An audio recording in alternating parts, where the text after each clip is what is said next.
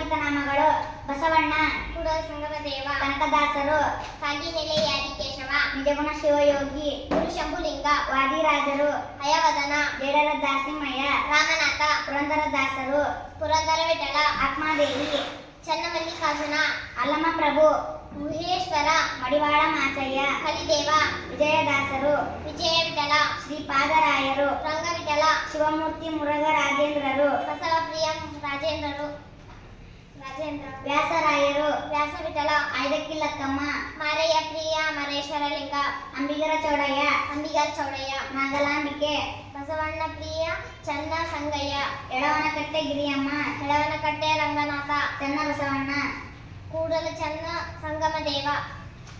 ಕನ್ನಡದ ಗಾದೆ ಮಾತುಗಳು: ಆಚಾರವೇ ಸ್ವರ್ಗ, ಅನಾಚಾರವೇ ನರಕ. ತಾಯಿಯಂತೆ ಮಗಳು, ನೂಲಿನಂತೆ ಸೀರೆ.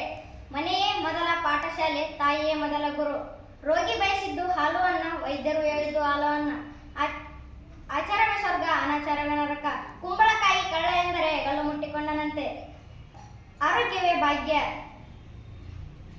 ಆರೋಗ್ಯವೇ ಭಾಗ್ಯ. ಮಾತು ಬೆಳ್ಳಿ, ಮೌನ ಬಂಗಾರ. ಕೈ ಕೆಸರಾದರೆ ಬಾಯಿ ಮೊಸರು. ಕಸ ತಿನ್ನುವುದಕ್ಕಿಂತ ತುಸು ತಿನ್ನುವುದು ಲೇಸು. ಅಡಿಕೆಗೆ ಹೋದ ಮಾನ, ಆನೆ ಕೊಟ್ಟರು ಬಾರದು. ಅಲ್ಪರ ಸಂಘ ಅಭಿಮಾನ ಭಂಗ, ಸಜ್ಜನರ ಸಂಘ ಹೆಜ್ಜೆಯನ್ನು ಸವಿದಂತೆ. ಮನೆಗೆ ಮಾರಿ ಊರಿಗೆ ಉಪಕಾರಿ.